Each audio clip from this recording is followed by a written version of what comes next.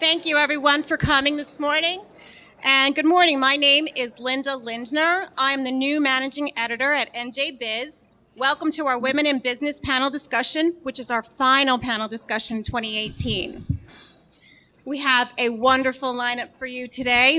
Many professional women here with us. I would like to take a minute to introduce one of those women, our moderator, Nicole Alexander, who is the Director of Professional and Business Development at McElroy, Deutsch, Mulvaney, and Carpenter. In this role, she oversees all marketing, recruiting, and professional development activities, including the expansion and opening of new offices and the planning of all continuing legal education seminars.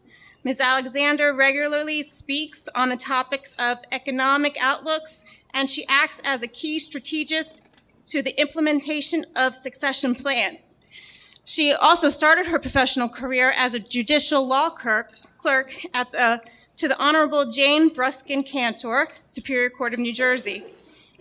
In September 2000, she joined her firm as litigation associate, where she gained significant experience both at the trial and appellate level. Her practice focused in the areas of employment litigation, pharmaceutical litigation, professional malpractice defense, and contract disputes. She is a co-founder of MDM&C's Women's Initiative and member of the firm's Diversity and Inclusion Committee. She's also a member of the American Bar Association, the National Association of Women's Lawyers, the New Jersey Women's Lawyers Association, and the Essex County Bar Association. She is past president and current member of the Newark Museum's Business and Community Council. She also serves on the advisory boards for NJTV, NJLEP, and Project USC. Ms. Alexander's a member of the Executive Women of New Jersey's Board of Directors, where she serves as a member of the Scholarship Board. She also sits as a member of the New Jersey Magazine Editorial Board. In 2013, she was named one of New Jersey's new leaders of the bar by the New Jersey Law Journal. In 2016, she was named one of New Jersey's best 50 women in business by NJBIZ. And in 2018, she was honored by the Executive Women of New Jersey as one of 25 women recognized at their Salute to the Policymakers Awards. The event acknowledged the contributions of influential New Jersey women leaders in business, government, and academia. It is with great pleasure to introduce you all to Nicole Alexander.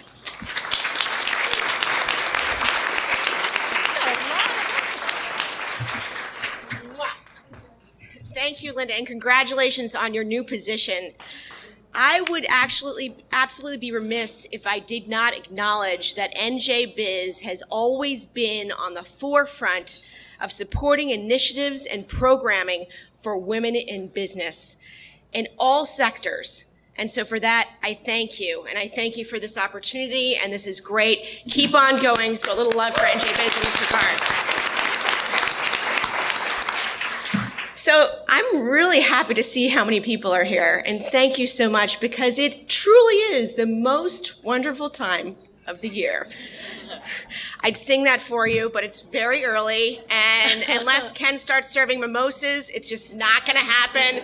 We could try to make that happen later if that works for you, but I note from the RSVP list today that we have a very diverse crew of representatives from all sectors in New Jersey.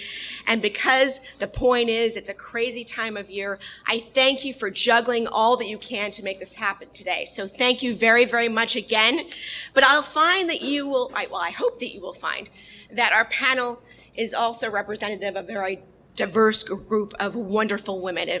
And we hope that you will find this to be engaging and informative today. So let's get it started.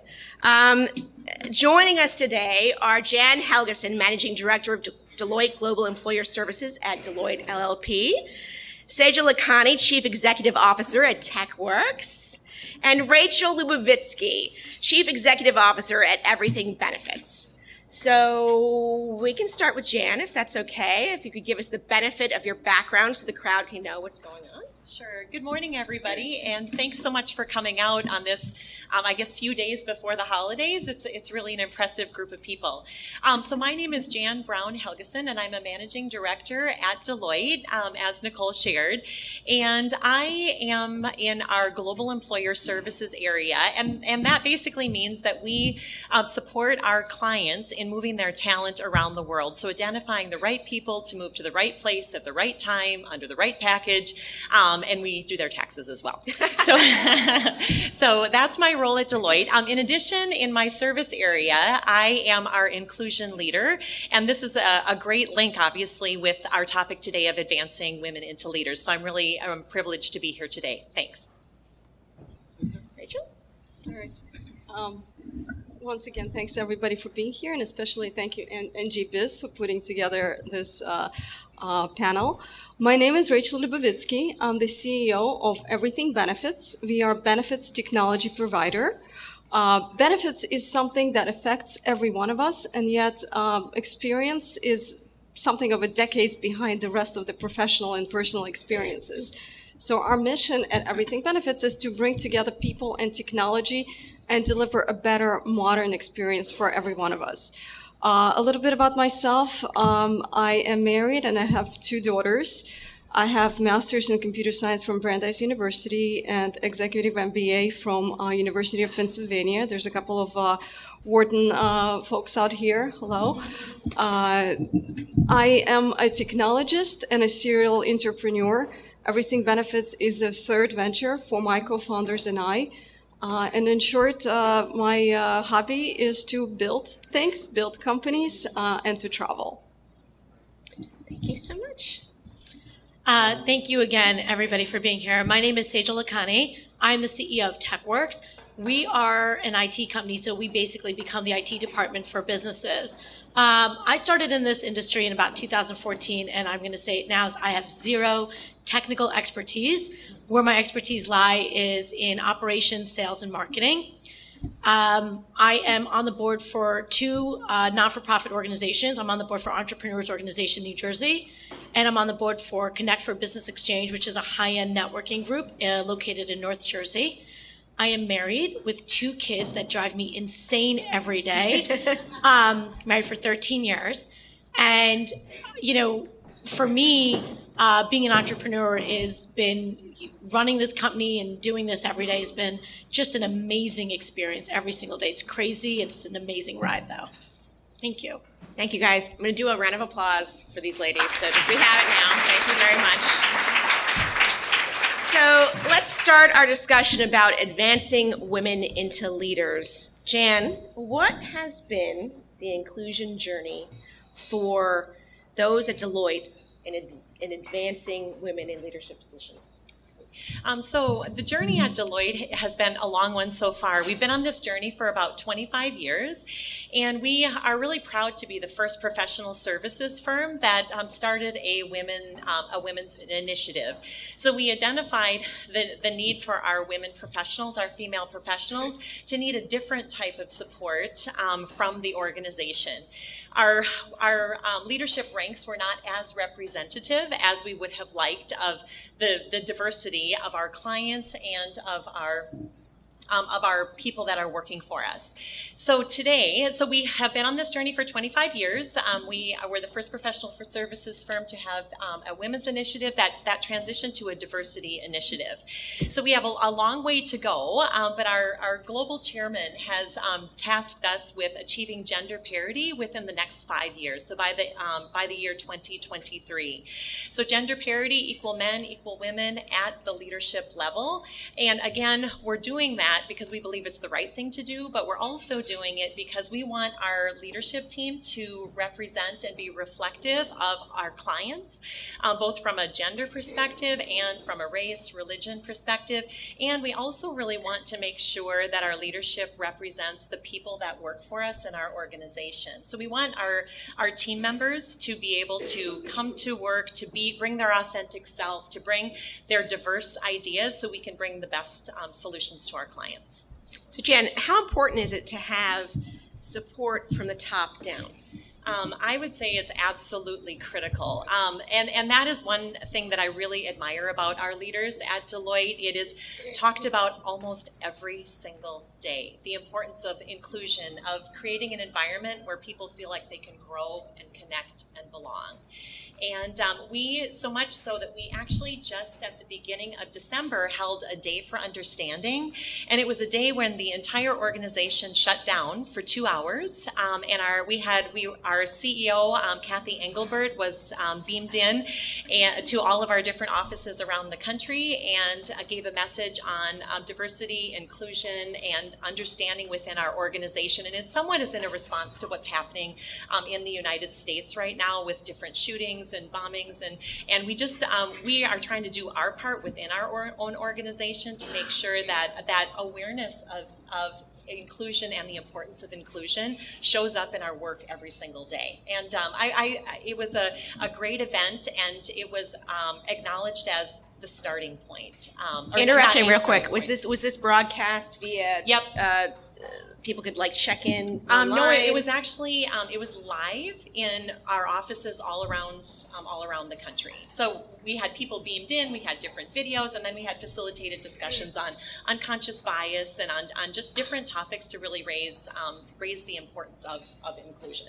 So to me, that said, that when everyone in the organization is spending 2 hours focusing on something like that, and our leaders showed up as well and participated, it means it's important. So it's critical for the leaders to show up, to feel like the other people working there really feel like it makes a difference. Yeah, exactly. So for the whole panel, and not just Jen, I'll focus on you all day if you want, but how can management leaders be held accountable for really supporting these type of programs and initiatives?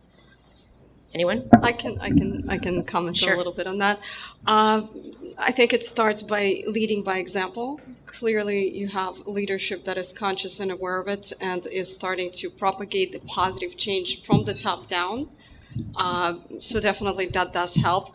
I think, and that's the part that I'd like to talk a little bit about is women, everybody here, we have to hold ourselves accountable to moving forward our professional growth. So even if you're not in an environment where it is supportive, find ways to bring that into your workplace so that it could be better for everybody, not just you. So not every company is as large as Deloitte. I want to make sure I got the mic with me so you guys can hear me. Although I'll yell if necessary. But and I'm sure a lot of the attendees today represent companies and organizations that aren't filled with thousands of employees rather. Sejal, how have you been able in your company to support these type of programs in the size of company that you have?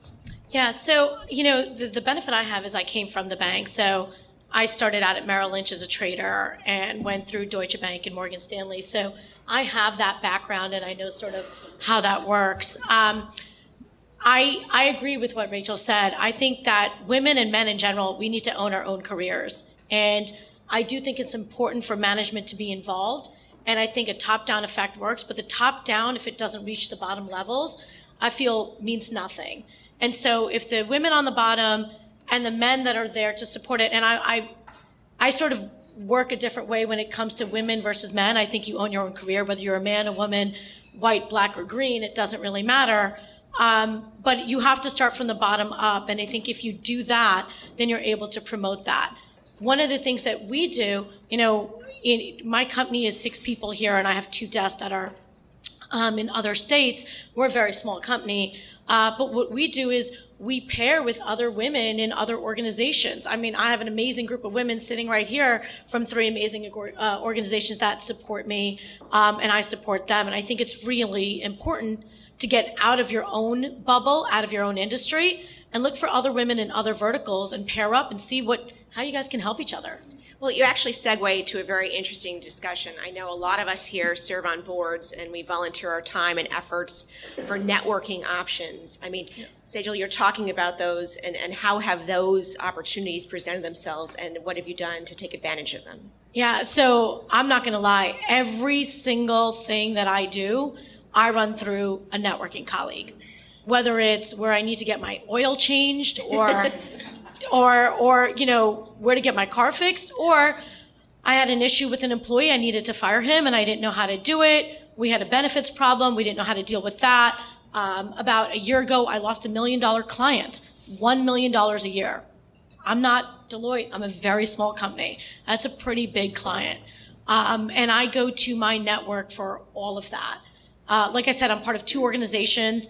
I think the biggest thing when you're networking is it's important for you to get out there, but figure out where you want to focus. You can't be part of 50 different things and do 50 different, you're not going to make it. You're not going to be good at everything. You need to really focus, hone it in, figure out what's the best thing for you. Doesn't mean it's the best thing for everybody else, but what's the best thing for you? And I give all of my time to C4BX and EO and my family and my company. And between that, I have been able to make up 75% of that $1 million lost client in a year. My car has been fixed 3 times. And I have met, just the most amazing people and given the most amazing opportunities, whether it be clients, whether it be networking, whether it be referrals, whether it be a trip to, the Jets games or Disney. It's just everything. So Rachel and Jan, do you have anything to add to that? And your outside marketing and network opportunities, how they have emboldened you in certain areas? Yeah, go ahead. Well, one of the things you have to, those networks can start anywhere. It can start with your family, right? Your family being supportive of your mission and vision in life, right? Your kids, your friends, right? You can start working from there. Your former classmates, your teachers. So you have to find the opportunities where they may present themselves. So always keep your eyes open for what could be your guiding force, your advisory network in your life to help yourself grow. And also don't forget to give back. I think I'll also add that $1 million is a large client for Deloitte too. That's a large client. That's a hard loss. So in addition, from a networking perspective, this kind of may help us segue into mentors and sponsors. Great. So I always think of a mentor as someone, it could be within your organization, it could be out of your organization. They're kind of with you typically for the long run. They are individuals that guide you, make sure you're kind of staying within your guardrails. There are also then your sponsors, and I would define that differently, and that the sponsor, for me at least, is someone who's within my organization, but it doesn't have to be if you're within a smaller organization, but someone who has influence, someone who can advocate, someone who can sit at the table for you, and when you're not there, to make sure that you're considered for those strategic projects, for that key client, for whatever it is that you want to do. And I think for me, one of the really interesting things about choosing who those people are on my kind of personal board of directors, my mentors and my sponsors, is that we really need to tell those people what it is that we want. We have to have the courage to say out loud what it is that we want. Because in my life, I found that people are really willing to help. I'm willing to help them. They're willing to help me. The key is we need to make it easy for people to help us. And so my personal example of that is my life goal is to promote world peace. And I know that sounds really lofty, but everything that I've done in my life, I want to be that's kind of my guiding principle. All of those different things that I say yes to and say no to, that's kind of where I'm always trying to be anchored to. And personally, it was really important for me to do an international assignment, and my husband. And we have 3 children. They happen to be in an international school, or an immersion school, a French immersion school. So I told my sponsor and my mentor, I want to do an international assignment someday. Doesn't have to be tomorrow, but I would love for that to present itself someday. And we check in maybe once a year, and yep, still on the goal list for me. And one day she happened to be sitting at a conference in Barcelona, Spain, talking with our partners from Switzerland and from Belgium, and they were looking for someone to come over and lead a practice that I actually happen to be well suited for. So you have to let people know. In addition, you have to be ready to say yes. And just make sure that you know what your goals are, people know what your goals are, and that you know where you are personally. I mean, it would have been okay to say no as well, but when you put something like that out there, you also have to make sure that you're ready to say yes. There's a whole lot to talk about. Yes, Vous parlez français, c'est magnifique. But I mean, I'm going to go back to the sponsorship thing, and then we'll talk about identifying some of your strengths and weaknesses for purposes of really evaluating where you can go and jettison yourself. Ladies, there is a difference between sponsorship and mentorship. And I know in my firm we have a program that identifies the difference between sponsorship and mentorship for our associates. Sponsorship meaning you have decision makers helping you get information on how to get promoted and maintain your position at the firm. Mentorship is equally as important, but different. Rachel, any ideas as to specific mentors or sponsors who have been really influential in your career? Sure. Interestingly enough, my co-founders, all of them male, incidentally, had been my mentors and sponsors all the way around, right? They are the people who had gathered behind my vision. So it's really important to share what it is you want to accomplish, so you can have other people start thinking about it. And people are generally very willing to help. You just have to share what you want. And then they'll start thinking about how they can help, how they can find other people who can help. So part of that network internally could be your business partners. It could be your colleagues at work. One of the great sponsors, mentors I have, actually mentor, Stu Friedman, one of the professors at the University of Pennsylvania, who wrote the book that I would recommend to everybody here, Total Leadership.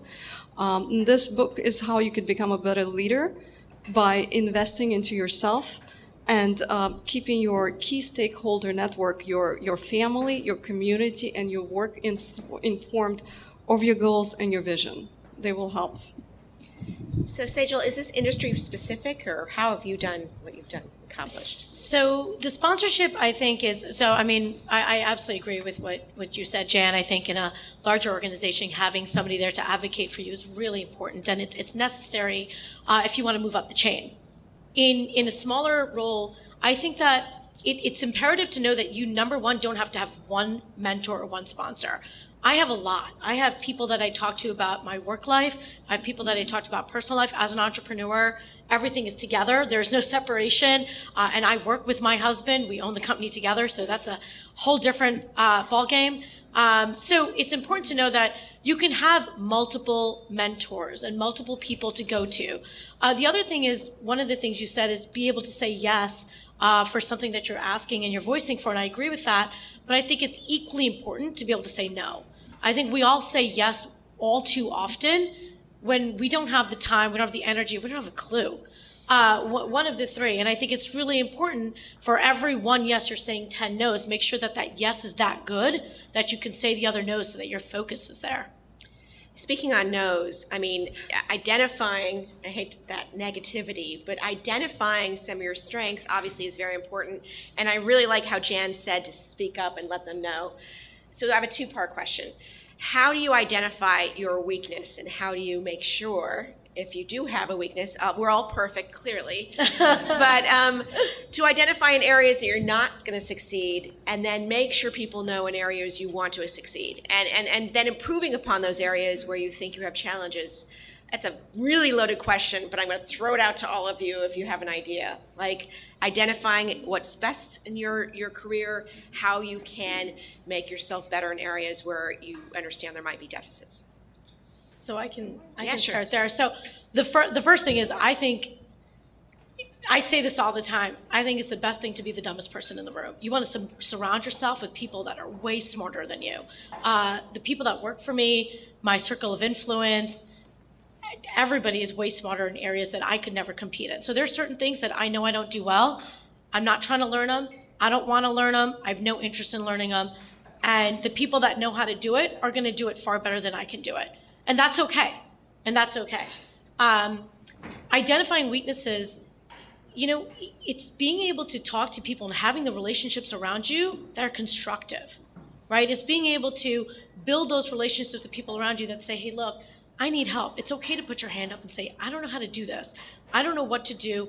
I need your help. And I think if you can do that, people feel more able to tell you, hey, look, Sage, over there, you did really well with this, this, and this, but these are the things I think you need to improve on. And then it's up to you to make that decision whether it's worth your time and investment to improve, or does it make sense to go in a different way. And either decision's okay, depending upon where you sit and where you want to go.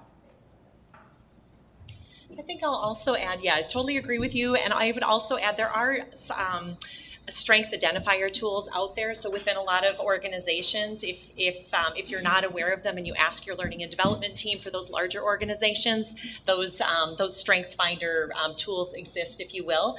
I think upward feedback is also really helpful. Asking those either below you, around you, above you for that feedback. I think to get real feedback, you need to kind of be in the right environment. You need to make sure that you can take feedback with grace, and probably ask multiple times for feedback so that you're getting the real feedback.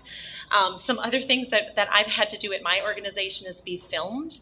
And easy. We all have iPhones. Have someone film you as you're answering a question, as you're practicing that speech. And I think there are a lot of different tools. So people around us that can give feedback, tools that we can find online, and kind of by pulling all of those things together, I think we can identify what our strengths are and what some of our weaknesses are.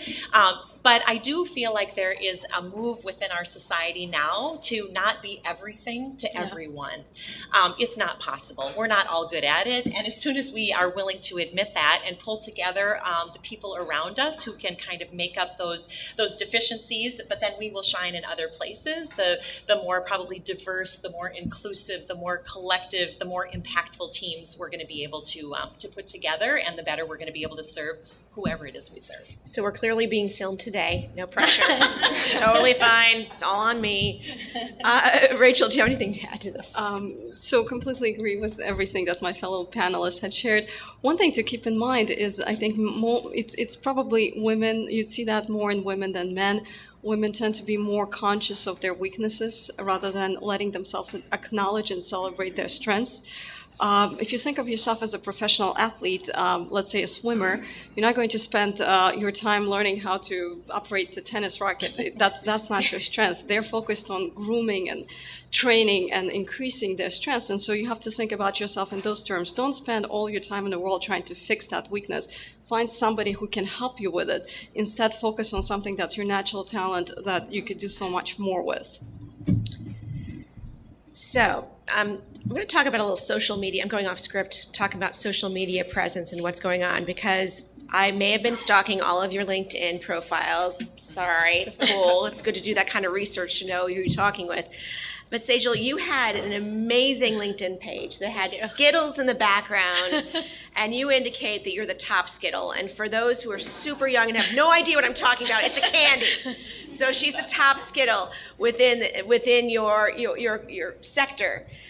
Why did you choose that, and how impactful do you think your social media presence has been to help you advance yourself? Okay, so why did I choose Top Skittle? One of my colleagues actually called me that about 3 years ago. And I said, oh, that's perfect. Instead of saying like chief, whatever it is, executive officer, I like Top Skittle better.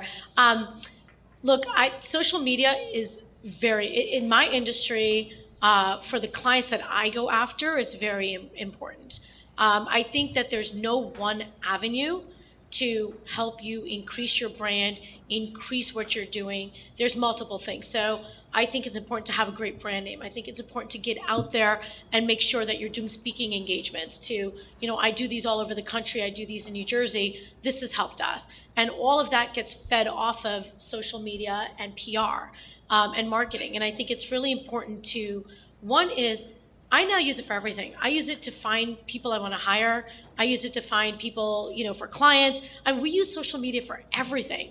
So for me to not have a page that's updated, to not be out there, means you're not doing what we used to update our resumes before we go into a job thing. Now you have to update your LinkedIn. You have to update your, I think, Instagram, or all the other things that Megan's going to tell me I need to do. All these things that need to be done. And you have to make sure that it stands out. So you don't want to have what everybody else has. I'm an IT company. There are a dozen within, throwing distance of me. You want to make sure that it stands out, and you want to make sure that you're putting forward your culture. My company is laid back.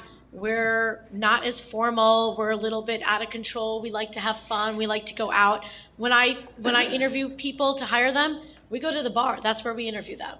We interview them at the bar. We see how they can get along with everybody. My clients, you have to be able to go out and have a drink with me. If you can't, probably not going to be a client of mine. So it shows off the culture. It shows off sort of what our company does and how we are and who we are and how we're different. Sejal, remind me to interview with you. I'm totally in. I'm available all the holiday season. Thank you very much. But for the rest of our panelists, how, if at all, and I'm serious about that, has your social media presence impacted your advancement? You guys want to... I'll take it. Definitely, it is, like Sejal said, it is your business card of today, right? This is who you are to the outside world. And you can't be in all places at the same time, right? So that's where, if people want to learn about you, that's where they would go and learn a little bit about your professional background. I think it's also important to give a little bit of a more complete story about perhaps your family and your hobbies and other things. So there's a holistic image of you as a human being. I think ultimately, we may be coming from all walks of life, but ultimately there are some things that bind us together. It's our families, it's our hobbies, it's what's important to us. So putting a little bit of that into sharing a little bit of that of your personal story in your social media, I think it's a good idea. Obviously not going too far there. I'm going to interrupt real quick. Not going too far there. What should we avoid putting out there on social media when it comes to clients, employers, et cetera, are looking at our profiles? Okay, there you go. Okay, so I'm going to be honest. Facebook, have a separate one if you have your clients on it. You need to make sure that there is some professional decorum. We get political on our Facebook. We get a lot of stuff on our Facebook. And we should make sure that that's separated. And right now, people do use Facebook as well as LinkedIn. LinkedIn's not the only professional tool. For LinkedIn, I definitely see your point.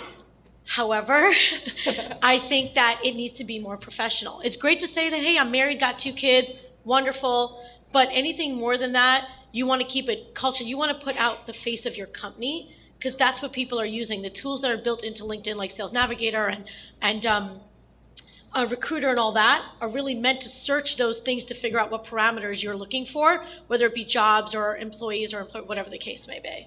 So I think it's important to keep LinkedIn a bit more professional, but on the Facebook page, if you're going to have clients, et cetera, on it, just think about it. When you're talking about politics or you're making a funny joke or an inappropriate joke, and everyone's done it and it's okay, right? But who do you want to see that? And I think that's really important.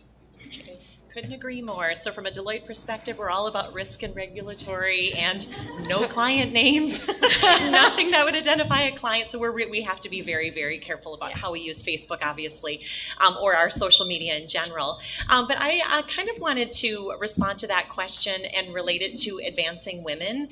So at Deloitte, so many of us use Facebook or LinkedIn, but we also use Workplace, which is Facebook for the internal work environment, at least at Deloitte in our service area.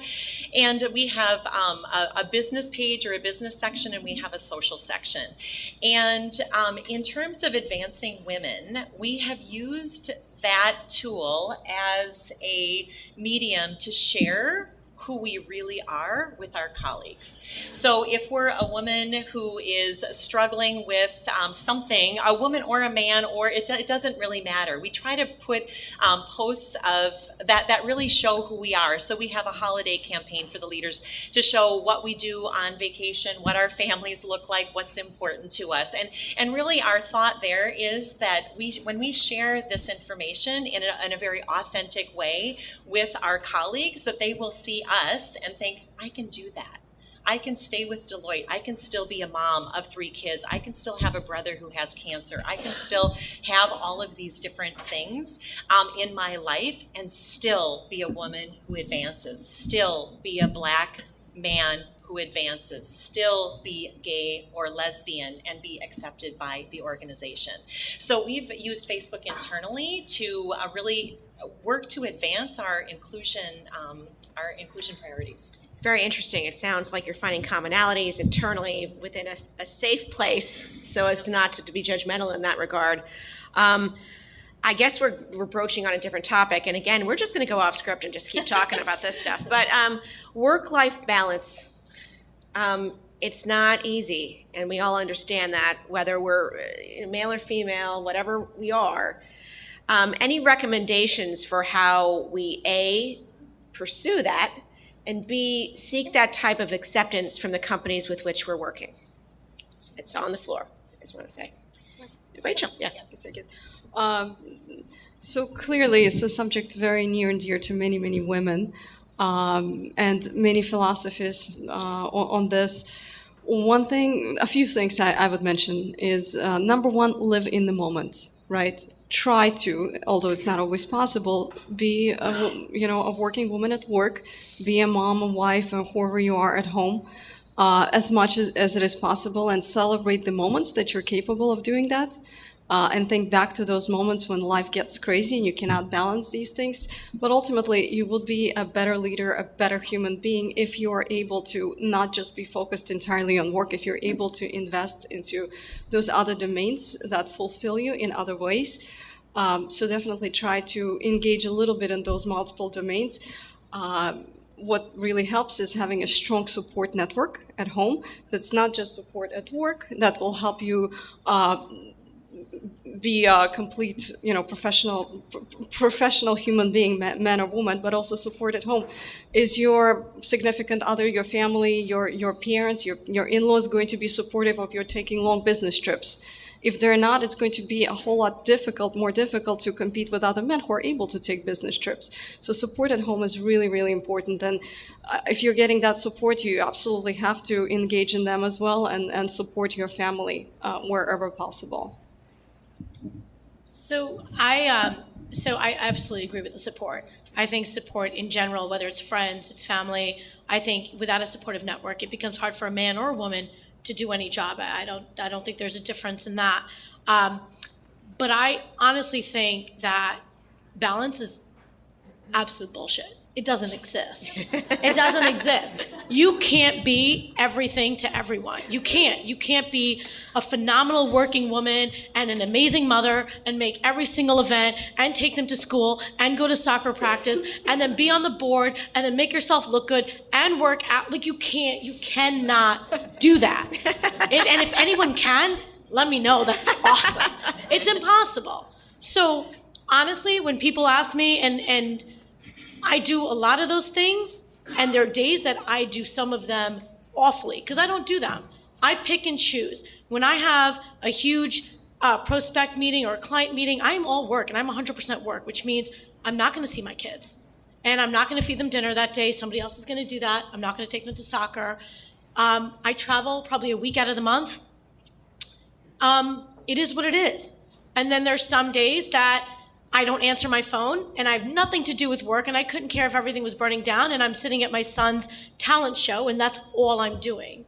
And then there's some days I say, F you to everything else, I'm gonna go get a 3-hour massage. But I think that's important. Yeah. I think that if you don't take time for yourself, you're not going to be good at everything else. So I think it's equally important to be a great mother or wife or aunt or whatever it is that you want to be. And it's equally important to be great at the workplace, and it's equally important to give yourself time. And if you can't do them all in one day. So pick what the priority is. And maybe that priority is a priority for an hour, a day, a week, or a month, or a year.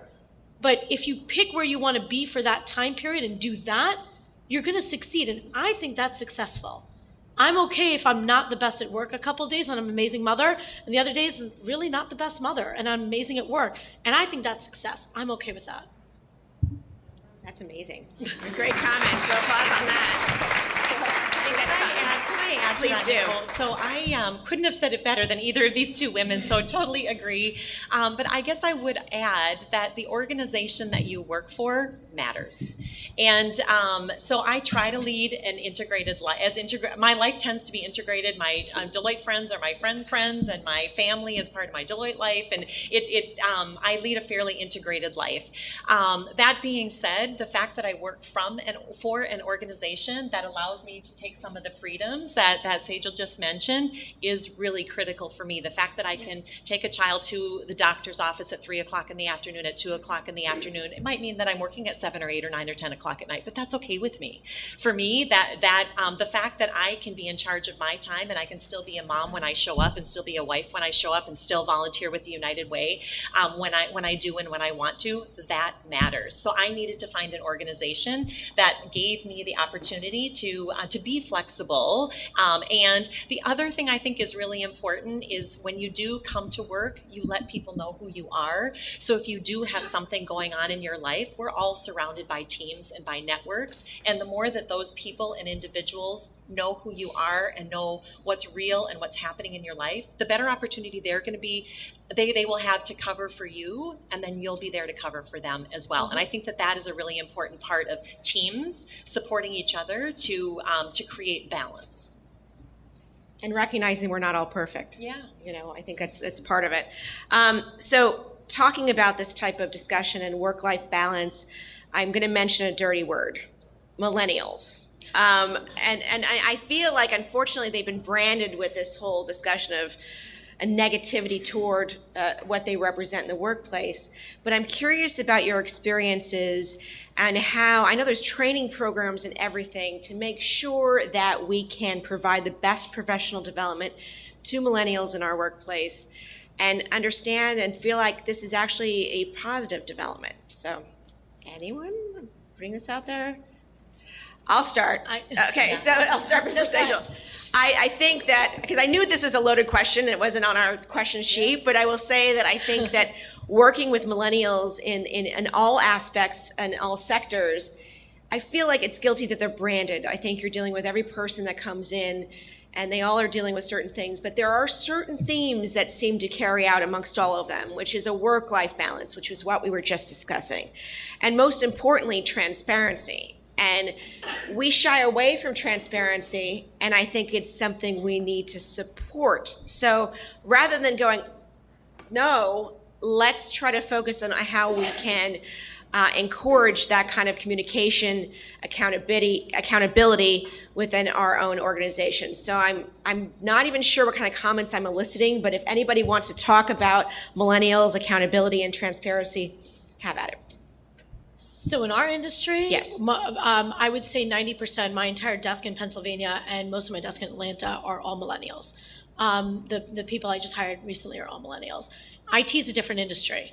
And so we do have the account, I think it's a bad brand. It's just a different way of looking at work. They want to understand where they're going. They want to know what their path is. They just don't want to come into work every day and do what I told you to do because they just got to do what you told them to do. Mm-hmm. They want to understand, okay, if we're doing this, how can we make it better? How can we make it easier? How can we work smarter? I am going to agree. There are people that I've met that have literally called me for an interview, and I've said, great, when can we interview? Well, I'm busy for the next 3 weeks. Why don't we do it in the 4th week? I'm like, well, okay. Thanks, but no thanks, right? But that's not the majority of them. And I think the majority of millennials, or I'm going to just say younger people in general, just want to know what their career path is. They want to have that open communication. They want to be part of making you better and making you grow, not just a cog in a wheel that's just spinning all day long and then, they get their 2%, 3% raise at the end of the year. It's kind of not how it works. Regarding transparency, there's a lot of sort of gray area with that. A lot of IT industry, a lot of companies in the IT industry have gone towards open book, where everything's out there. Everybody knows exactly how much salary, how much profit, everything is out there and it's open book. My company, we don't do that. We go open book to a certain degree, but not to the salary level. So I think in transparency, people they just want information. And I think if you can have that upfront discussion whenever, like I said, we interview at a bar, we show them the culture, and it's all, this is what your expectations are. I expect this and this and this. If you want to do something above that, let me know. We can have those conversations. It has to be an open door policy, truly open door. Not, hey, my door's open, come talk to me, but don't really. Come sit down, have that discussion, take feedback. My guys give me feedback all the time. I've realized a lot of things about myself from my employees. And perception's reality, and you have to understand that. And so you want to take that feedback and you would show them you want to execute on them.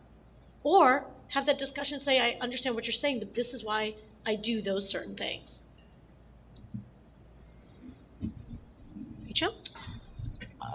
The reality is these folks are going to be the future bosses, right?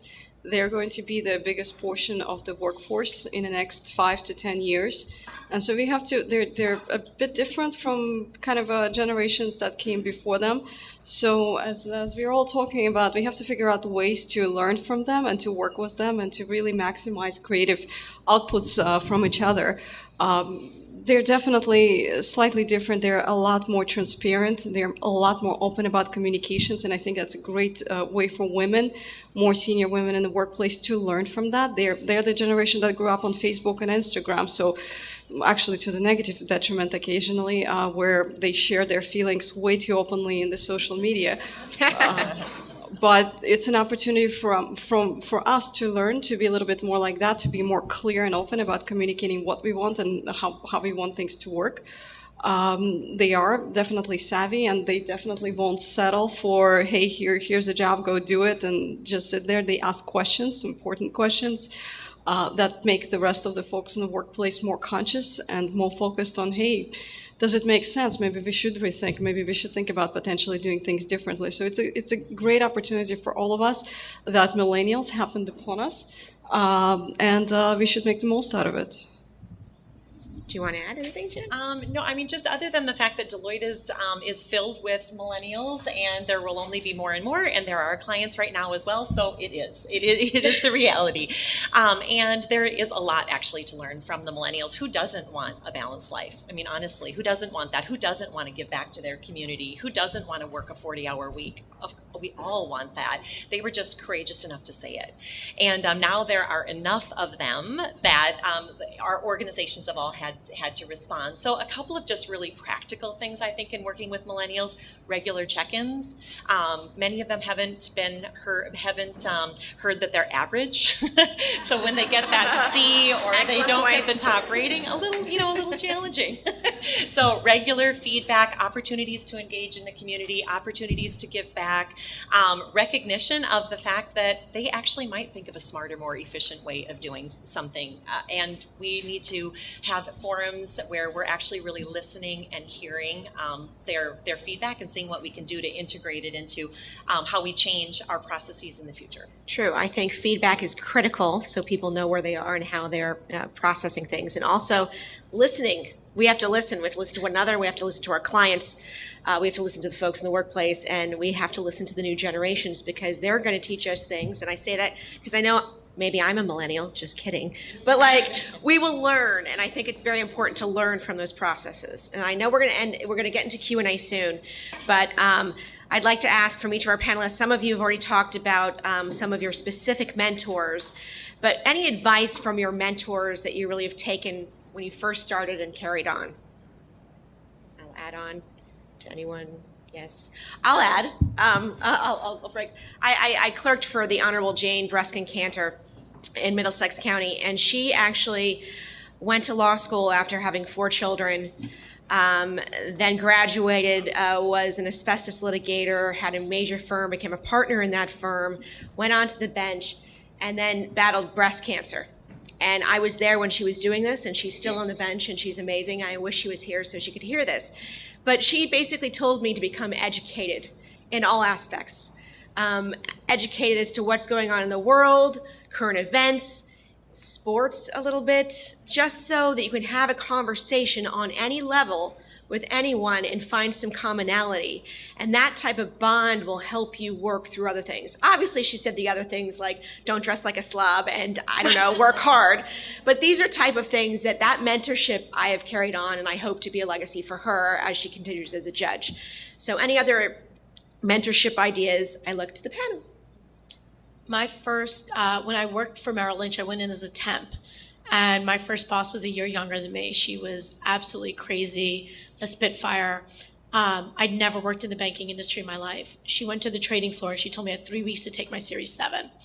I got onto the trading floor, and all guys, 2001, and I was having a hard time. And I was looked at, I was a woman, I was aggressive, etc. And the thing she said to me that stuck with me forever is perception's reality.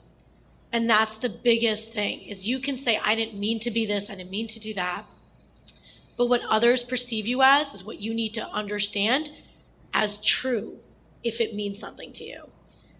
So that was one piece. And that's always, and that's something I tell all of my employees, everybody. And the second one is, way down the line, I had issues, and when somebody said, just raise your hand when when you need help. Like, cut out the bullshit. If you don't know something, you don't know something. And that's something I do almost every day. And those two things have helped me really come where I am. That's awesome. Sure. So again, to the concept that you are learning from a little bit from everybody. You're learning from your family, from your friends, from your coworkers, from other mentors. So learn a little bit from everybody. Obviously, you can't have just one mentor. You might just learn just too few things. So some of the most useful things that I had learned from my mentor and advisor network is be true to yourself. You would never be as good of a leader as the next guy over. You physically can't, genetically and for other reasons. So just be true, be true to who you are, right? Whatever it is that you have, the special gifts that you bring to the workplace, they are the ones that will make you the star. So stick to that and be true to them. Second one is don't give up. I'm sure not everybody around is excited about your success and wants to see you as a leader. There's still a lot of setbacks, and don't expect to have success overnight. So, if you first you don't succeed, as my kids tell me, go try again, right? And find people who will support you and encourage you during the times that things don't work out, help you with advice on why and what you could do next, and then go try again. And the third one is the positive outlook. Things will work out. They do. If you work hard enough, they absolutely will. So just keep it in mind. Every time you wake up, it's going to be another great day. Beautifully said by both of you. I think that also I've had mentors and sponsors just really remind me to focus on, to have a goal, to be very clear on what your goal is, to be very clear on what your values are as a professional and as an individual, and make sure that every single time that opportunity presents itself, you can check, is this aligned with my goals, either personally or professionally, or maybe they're integrated, so that you can check and you cannot overextend yourself. I think that's probably one of the biggest challenges for women in general, but I think for anyone today, it's overextending ourselves. The other piece for women in particular that I got from one of my leadership development programs was that women tend to think that if they put their head down and they work really hard, they're going to be noticed. And that's sometimes the case, but many times it isn't. And again, that's about understanding your moment to find your voice and to step up and to use it. And that comes to me very often when I'm in a boardroom, when I'm in a room with 90% clients that are males, whatever the situation is. That's becoming less and less, but just, really making sure that we're clear on that. We know when to use our voice. We know how to use our voice. So it takes practice. Sometimes for some people it's natural, but for others it's not something that you're necessarily just born with. So there are different things you can do to practice. So those are just a couple of one big one and one kind of smaller tip that I have and received. Thank you, guys. Clearly, we have a love fest going on up here. Hopefully, we have the same thing in the room. So let's open up for a little Q&A from the audience. We're open. Absolutely. Good morning, everyone. My name is Varsha Veshampayan. I run a nonprofit as a mentoring and coaching program for women leaders. And I worked a number of years at PwC, so we've been friends, always go after the same clients. I also have a lot of friends at Deloitte, Jane, and I know that you guys do an amazing job as far as the diversity and inclusion. So I can say that. But here's the question I have. As I run a mentoring and coaching program, I spent 27 years on Wall Street to know how important this is. My issue is that whenever I sit down with senior people, C-level executives, partners, and I say, look, this is important, let's commit to this. In my opinion, just showing up for the events and saying this is important is not enough. Mm-hmm. right? We always do that. Oh, I showed up at the event. I talked about diversity and inclusion. But that's not enough. And also, I feel that the spot mentoring, that I have a challenge, I need advice, let's have a cup of coffee and get that advice, is good, but it's not good enough for growth and development, especially when you are thinking about getting women to rise to the leadership role. So now what do we do? This is why I have this program that I wanted to offer to the companies, but they don't have time to commit to it, right? Now it's accountability. The program that we have measures accountability. So people who are traveling and they have P&Ls that they need to manage, they don't have time to commit to 5 or 6 hours per month to give it to someone. So what is your advice to get through this? Because this is very important for us. I'll start with this actually, and I'll tag to Jan. I think there's actually a business discussion about this. So you can talk about it's the right thing to do because clearly it is. But those who are busy trying to put out their business and do all this, there are clients and vendors who are demanding that there are the right numbers of folks in diversity roles that are actually on the files. I'm talking from a law firm perspective, but working and actually involved and being promoted and having the opportunities with the organization. So there's a business impetus, not just because it's right, but for those people who say, I don't have 6 hours to spend a month on this, well, guess what? You should, because you're going to lose clients. You're not going to have the same opportunities as others. And I'm passionate about this because I'm very active on our D&I committee. And I feel like it's a great counter argument to those saying, I don't have any time. Well, do you have time to lose clients? Because you don't. Sorry, Jan, I just went off on that. That's exactly it. There is a business around it, so it's representing your clients for sure. When I moved to Belgium with my family, and I took this international assignment I mentioned earlier, one of the very first meetings we had a client conference, and one of our clients from a very large multinational firm came up to me, and she said, Jan, I am so glad to see you here. I love our Belgian partners, but they're all men, and it's about time we have a woman step into this role. And so we had greater representation in the U.S. I happened to be the first female leader in Belgium when I was there, but it mattered to her. It matters to our clients. So that's from a client perspective. From an individual perspective, many organizations have some version of an employee engagement survey, and I think in our kind of technical environments, and many of us work in that, anything that can be measured is helpful, that you can demonstrate that there are clients to lose and there's X amount of revenue related to it, or our engagement survey needs, or individual engagement needs to go from one point to another point, and it will help us retain our people. And if we retain our people, then it costs less to recruit and bring on more. So there's a way to kind of bring it back. If there's a way to bring it back to the business, I think that is really helpful, in addition to the fact that it is the right thing to do. It is what our millennials are asking for and looking for as well. Yeah. Any other questions? I saw some out there. I'm Donna Bernard. I'm with Trade Tech. So I have a 30-year career. I was with Thomson Reuters for 18 years. So I was always a working mother. I'm 62, and I am the proud mother of 2 working millennials in the workforce.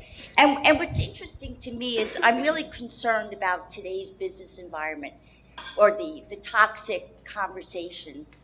And we all raise our children like, if your friend's going to jump off the bridge, you're going to follow them.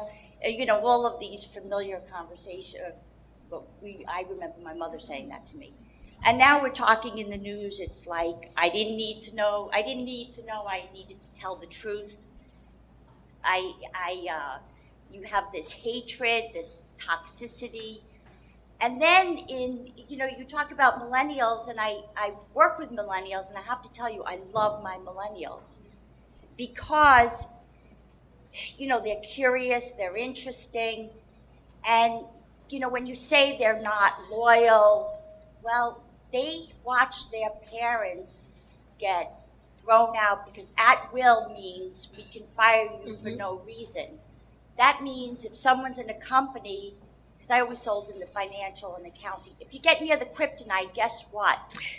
You can't be curious because you're going to get fired, because we're going to fire you. It's at will.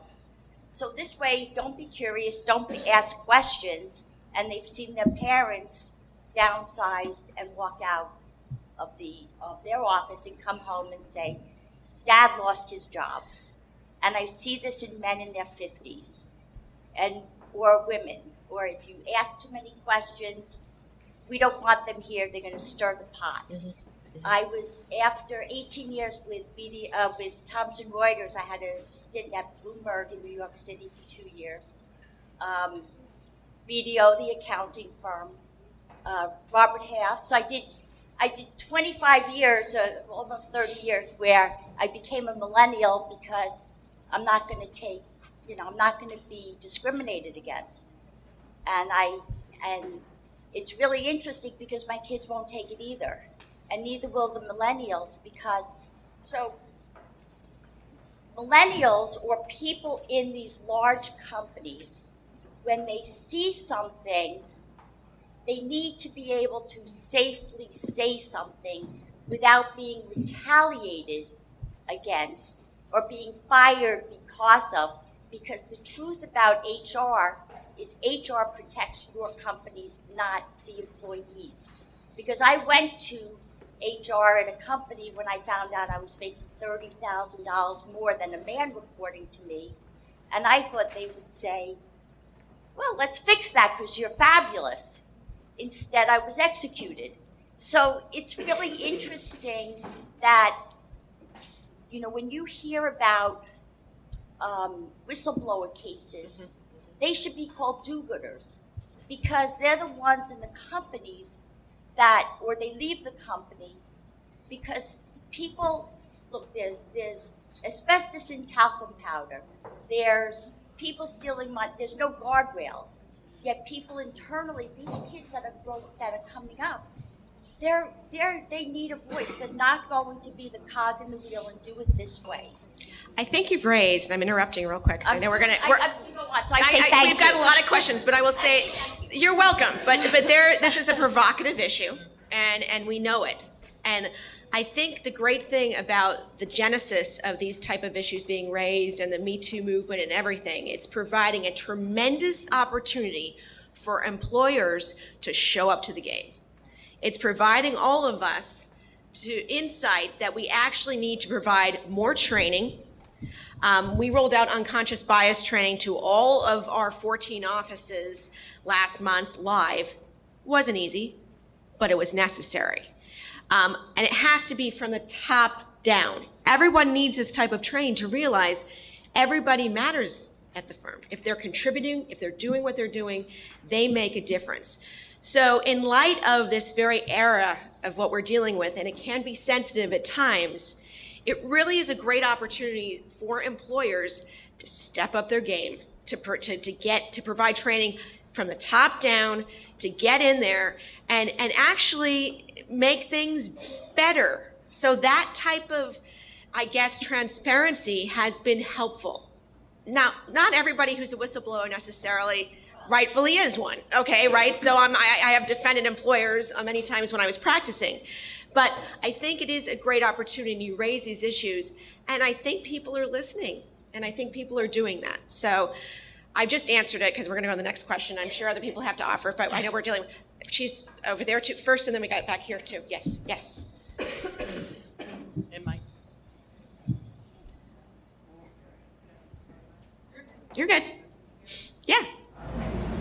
My name is Libby. I'm from the Career and Life Transition Center for Women. We're a nonprofit organization that helps women get back into the workforce after they've been at home, typically taking care of their families. So my clients tend to be in their 40s, 50s, and 60s, needing to get back into the workforce.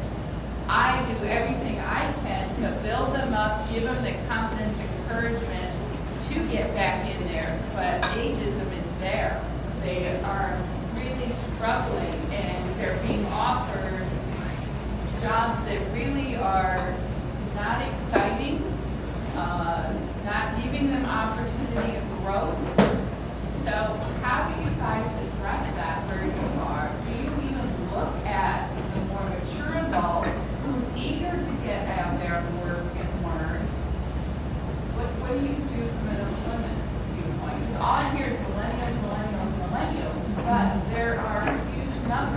of women who need to get back to work to support themselves, and they're dying to learn. They're dying to be part of an organization. So I think the question is that those women who are looking to return to the workforce, how they do so when they're not in the millennial generation, but those who have experience. So I think that, I know that we actually do look for, it doesn't matter what age you are. I think for us, the important thing is whether you're a millennial or whether you're 50, 60, 70, whatever the case is what you're doing to prove that you can do that job. Look, I'm an employer. I understand that everybody needs a job and to support themselves, but if person A is going to show me that they're looking at the videos, training themselves and doing that stuff and getting their ass moving so that they can get into my company, and person B isn't, regardless of the age, I'm going to take A.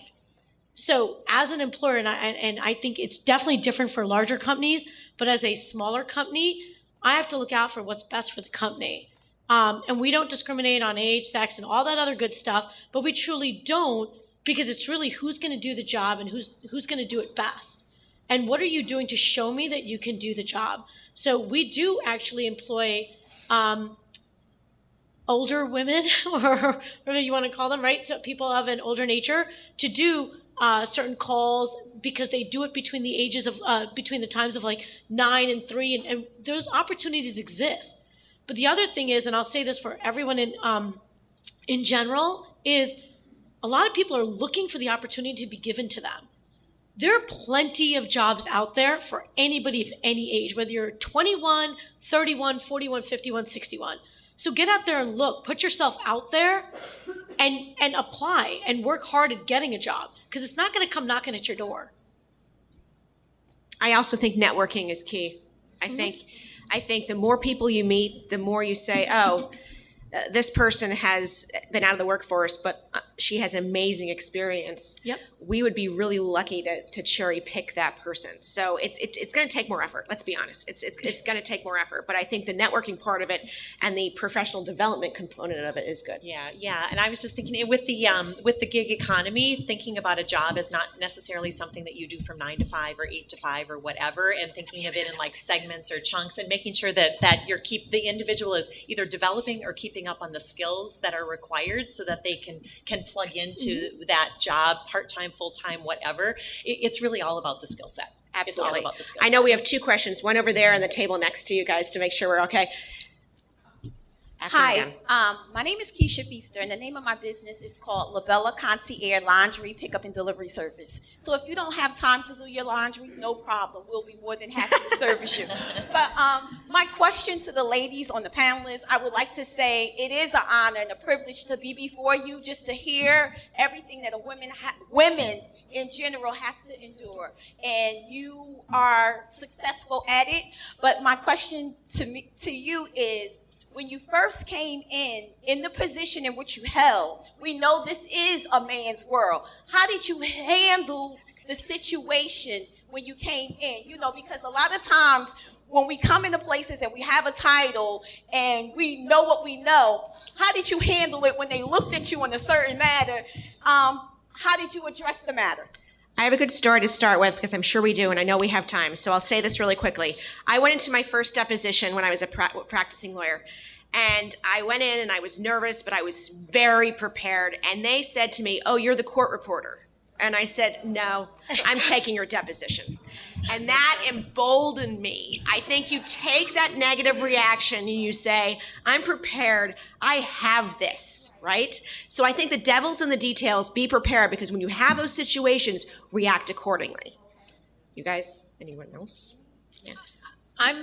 My entire life has been a male's world. I was on the trading floor when I first started, and now I'm in IT.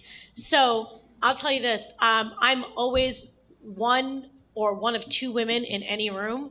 I'm also short, so my feet barely touch the ground in half the conference tables I sit at. But here's the thing. Own your career and just be, look, not everyone's going to like you. And honestly, don't care about everyone liking you. You don't need them to like you, right? They just need to respect you. And they'll respect you if you know what you're talking about and if you're not bullshitting.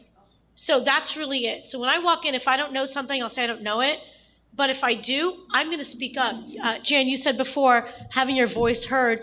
I agree. I don't think there's anybody that actually knows me for more than a minute that would tell you that I don't have my voice heard. And it's very important that you just be yourself and don't worry about what everybody else is thinking, because you're just not going to be everyone's friend. And you don't need to worry about that. Whether it's a man or a woman, I'm going to be honest with you, I work out better in a man's world. I have had women that have tried to stop me, put me down. They have been catty, awful, absolutely the worst. They do not support you. There are many women that are like that. So it's not a man versus woman thing. There are people out there that really just don't care about you, and they're going to try to stop you every step. And there are people that are out there that are going to bend over backwards and let you walk over them so you can reach the next step.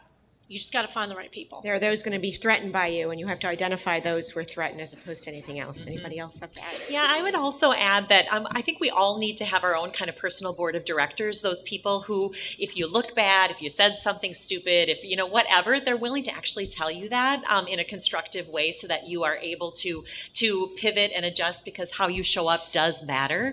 And I guess I would say, encourage everyone here that that board of directors for us needs to be diverse. So if you're a woman, it needs to include a man. I have had many men who have been willing to champion me. And sometimes if I'm not sure how a message in the inclusion world is going to fall on a man, I'll ask them. I'll say, here's what I was thinking about saying to this individual because of a particular situation. What do you think? How would that land on you?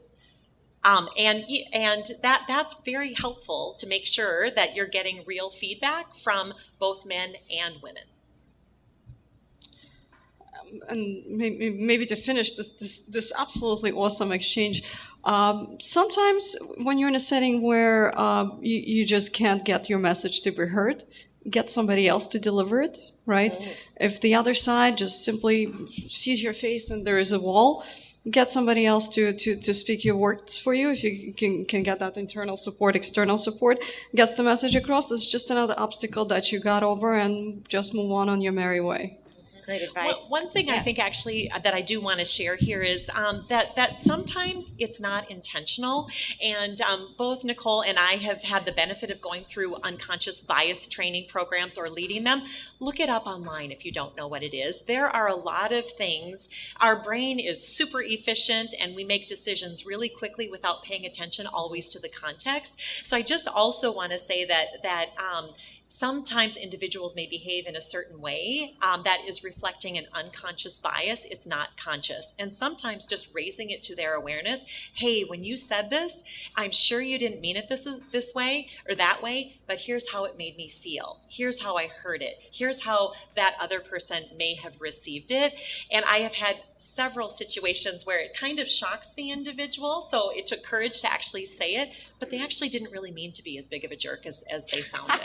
So anyway, I think that's having the courage to raise your voice and call people on it, I think is also helpful and give them the benefit of the doubt. So all great advice. We have one last question. Madame. I just wanted to say, first of all, thank you all for being such wonderful panelists. I really appreciate the advice here. My name is Donetta Bishop Johnson, and I own a music and theater art school right in Hillsborough, New Jersey. I wanted to say that I started my career in tech as a software engineer, and I come to find out that I was one of the few women in tech in the mid-'80s doing software engineering. I actually worked on this device in my career. In 2000, I did a crazy thing, and I opened up I left tech. And opened up a music and theater art school.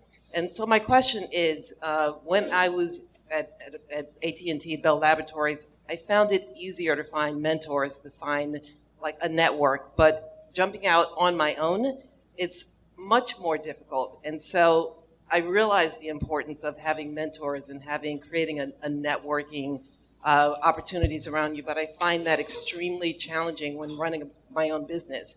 And so that's my question as an individual business entrepreneur, business owner. Do you have any advice for finding mentors, networking opportunities, really solid networking groups for women like myself?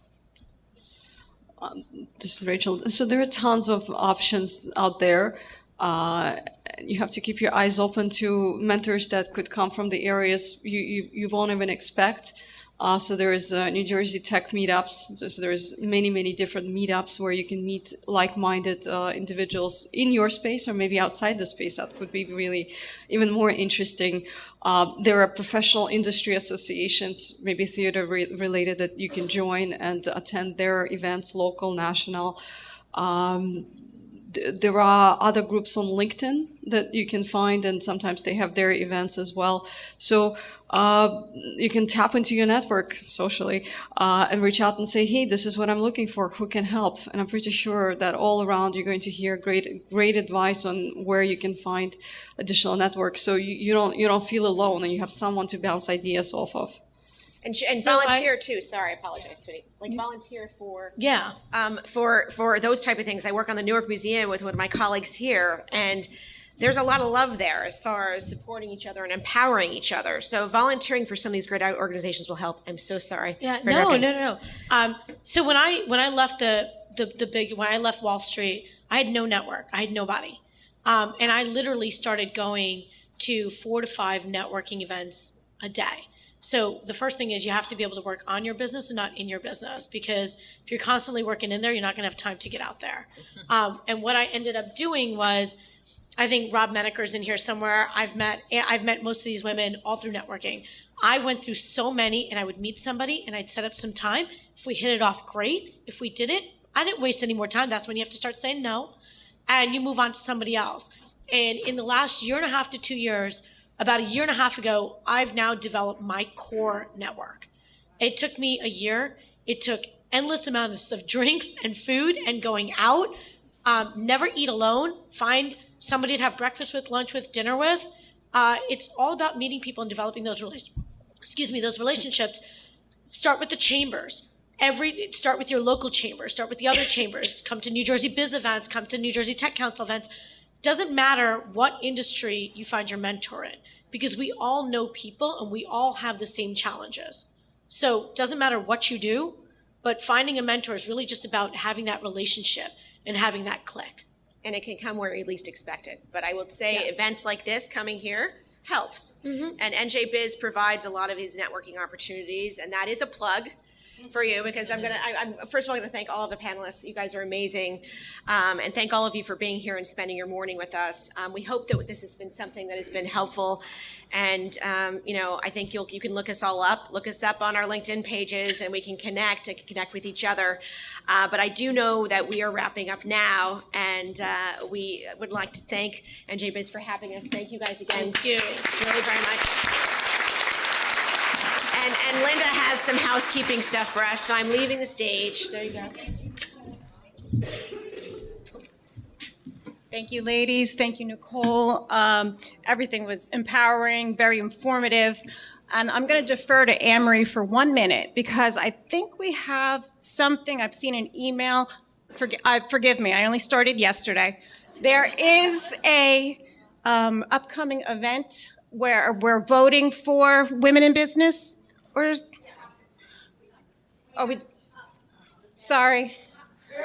I'm sorry, Anne-Marie, to put you on the spot, but I want to get this because it's a great venue for everyone to start voting. Yes. Hi, I'm Anne-Marie Carson, the GM at NJBIZ. I'm usually behind the scenes.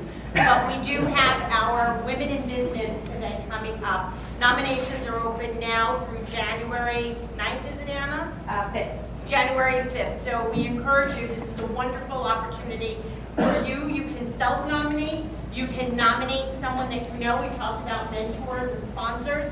Think about someone who's given so much to you. This is a great opportunity to give back. We'll celebrate 50 of the top women in business in New Jersey. And I really do encourage you to go to njbiz.com/events. You'll find all the information there. And I'm hoping that when Anna and I, who works with me in events, when we go back later tonight, we see about 25 nominations from people in this room. So there's still time. It's an easy process, and I strongly encourage you all to go, nominate, pay back, and even self-appreciate. Nominate yourself. Thank you, Anne-Marie. I'm sorry to put you on the spot, but I thought it was important. Also, everyone, remember, please, coverage of today's event will be online later today. It will also be in the NJBIZ January 7th issue. And our next panel discussion will be New Jersey Political Landscape, which is happening on January 29th. We're going to relocate the venue, and it'll be at a local Doubletree by Hilton in Somerset Hotel and Conference Center in Somerset. So if you're not an NJBIZ subscriber and you would like to complete the free 16-week subscription forms, we have them at the table. Thank you all for coming. We look forward to seeing you at our next event. Thank you.